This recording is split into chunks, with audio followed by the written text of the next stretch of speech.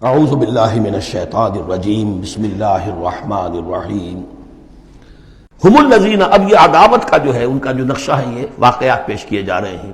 ایک غزوے سے واپسی پر دو مسلمانوں کی کچھ لڑائی ہو گئی، ایک مہاجر تھے اور ایک تھے انصاری۔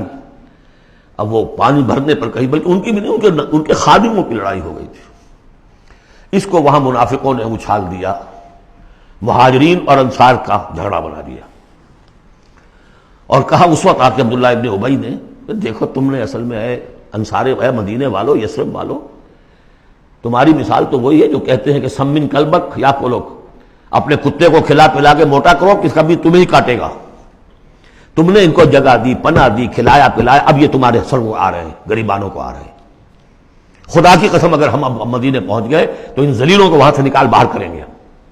ان کی یہ جرت، انصاری کا خادم اور ایک مہاجر کا خادم لڑے ایک انصاری کے خادم سے۔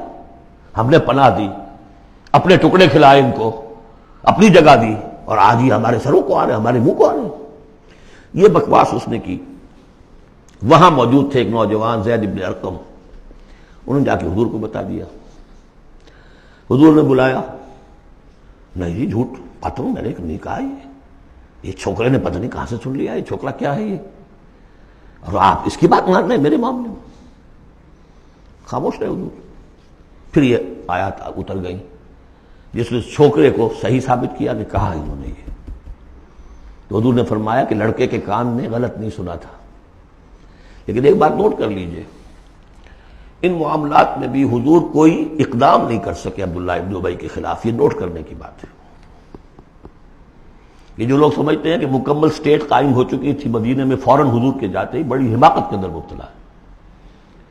یہ ضرور ہے کہ حضور کو وہاں ایک حیثیت حاصل ہو گئی، لیکن جو تصور ہمارا ہے اس زمانے میں سٹیٹ،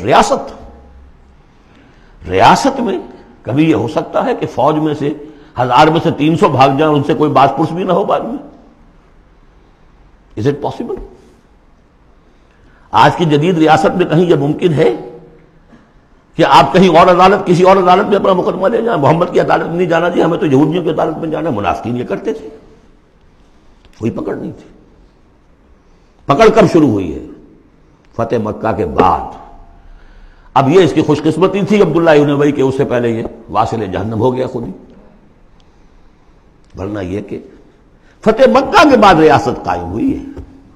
یہی وجہ کہ اس کے بعد پھر جب جنگ کا اعلان ہوا ہے تو جو نہیں گئے ان سے باس پرس ہوئی ہے، حساب کتاب ہوا، اس سے پہلے نہیں۔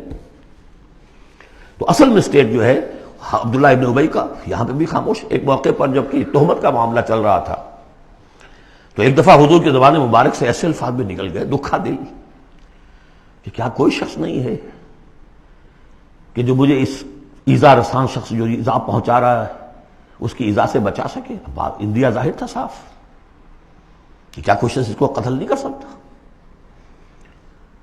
اب واقعات مختلف آتے ہیں۔ ایک واقعے میں تو یہاں تک آتا ہے کہ سعد ابن معاذ موجود تھے، انہوں نے کہا کہ حضور آپ مجھے حکم دیجیے، میں قتل کرتا ہوں۔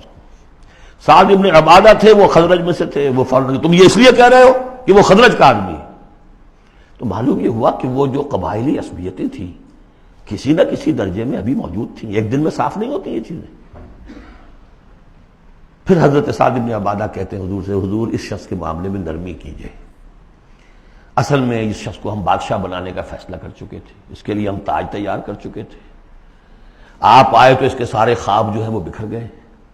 اس کا ایک طرز عمل ہے، لیکن یہ کہ اس کا اثر ہے ہمارے قبیلے میں۔ حکمت اور مصلحت کا تقاضا یہ ہے کہ اس کے خلاف اقدام نہ کیا جائے۔ یہ بات سمجھ، ابھی ریاست اس درجے کی نہیں تھی کہ ان تمام چیزوں کو بالکل، ان مصلحتوں کو بالکل نظر انداز کرتے ہوئے جو قدم چاہے اٹھا دیں، یہ نہیں۔ اب کتنا بڑا کفر ان کا چلا آ رہا ہے یہاں پر۔ ہم الذین یقولون لا تنفقوا علی من عند رسول اللہ حتی ینفضوا، یہی ہے وہ لوگ جو کہتے ہیں کہ مت خرچ کرو ان پر جو اللہ کے رسول کے گرد جمع ہو گئے ہیں، دیکھنا ان بستیوں کو تم کے ویراں ہو گئیں، یہ سب بھاگ جائیں گے اگر تم ان کے اوپر خرچ نہ کرو۔ حتی ینفضوا، یہاں تک کہ وہ منتشر ہو جائیں۔ وَلِلَّهِ خَزَائِنُ السَّمَاوَاتِ وَالْأَرْضِ، حالانکہ اصل خزانے کائنات کے، آسمان اور زمین کے اللہ کے اختیار میں ہیں۔ وَلَٰكِنَّ الْمُنَافِقِينَ لَا يَفْقَهُونَ، لیکن ظاہر بات ہے کہ منافقین اس کا فہم نہیں رکھتے۔ یقولون لئن رجعنا الى المدینۃ لیخرجن الاعز منها الاذل، اور وہ کہتے ہیں اگر ہم مدینے لوٹ گئے، اب چونکہ فوج واپس آ رہی تھی ایک جنگ سے، اب جب مدینے پہنچ جائیں گے تو لازماً جو عزت والے ہیں نکال باہر کریں گے ان ذلیلوں کو، اور ذلیل سے مطلب کمزور، ذلیل کا مطلب جو ہے وہ ہماری زبان میں جو ہوتا ہے کمینہ وہ نہیں ہے، ان کو ہم نکال باہر کریں گے۔ وَلِلَّهِ الْعِزَّةُ وَلِرَسُولِهِ وَلِلْمُؤْمِنِينَ، حالانکہ عزت تو اللہ کی ہے اور اہل ایمان کی ہے، اللہ کے رسول کی ہے اور اہل ایمان کی ہے۔ وَلَٰكِنَّ الْمُنَافِقِينَ لَا يَعْلَمُونَ، لیکن یہ منافق جانتے نہیں۔